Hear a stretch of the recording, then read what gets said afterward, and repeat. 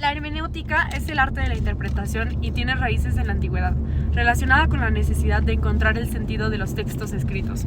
En su evolución, Friedrich Schleiermacher propuso la sistematización de la hermenéutica general, permitiendo su aplicación a todo tipo de textos y no solo a los religiosos, literarios o legales, según Aguilar en el año 2004. Posteriormente, Wilhelm Dilthey amplió esta concepción al relacionarla con las ciencias humanas, mientras que Martin Heidegger introdujo la idea de que la comprensión no es solo un acto metodológico, sino una característica fundamental del ser humano.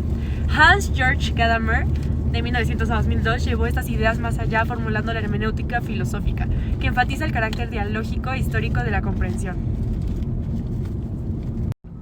Gadamer definió la hermenéutica filosófica como un proceso dinámico en el que la comprensión no es absoluta ni definitiva, sino que depende del diálogo y la interacción con el otro.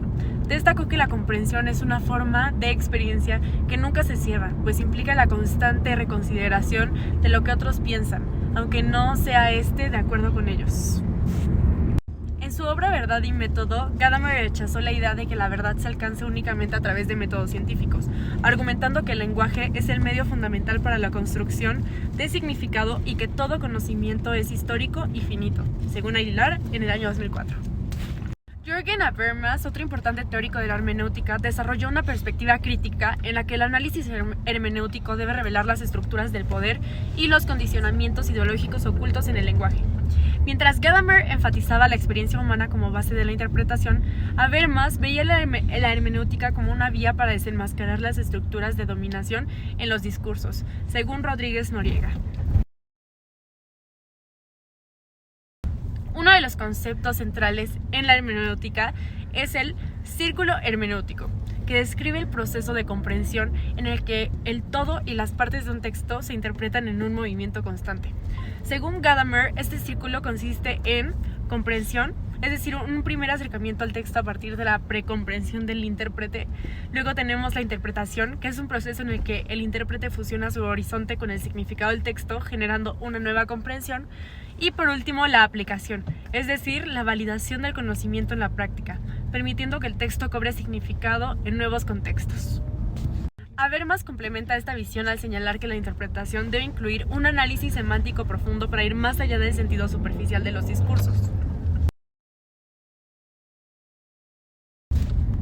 En la práctica, la hermenéutica aplicada se usa para interpretar textos en profundidad mediante técnicas como el análisis formal, que examina la estructura narrativa y la lógica del texto, el análisis semántico, que estudia los significados ocultos en el lenguaje, y el análisis sociocultural, que considera el contexto social e histórico en el que se produce un texto, según Rodríguez Noriega. Además, han desarrollado herramientas como matrices poliédricas y mapas conceptuales para organizar y representar visualmente las relaciones entre categorías interpretativas. Expresó preocupación por el impacto de la tecnificación en la comprensión humana. Señaló que la especialización extrema, los medios masivos y la lógica del rendimiento pueden impedir el diálogo y la verdadera comprensión, según Aguilar en el 2004. Para contrarrestar esto, propuso la necesidad de cultivar el lenguaje y la conversación genuina como medios esenciales para la construcción del conocimiento y la solidaridad humana. Por su parte, Habermas enfatizó que la educación debe enfocarse en la formación de ciudadanos críticos, capaces de identificar las estructuras de poder en el lenguaje y la comunicación. En conclusión, la hermenéutica, tanto en su vertiente filosófica como en su aplicación práctica, es una herramienta clave para la comprensión del mundo. Gadamer defendió la interpretación como un proceso abierto basado en la conversación y el lenguaje, mientras que Habermas introdujo una dimensión crítica señalando la necesidad de analizar las estructuras de poder en los discursos.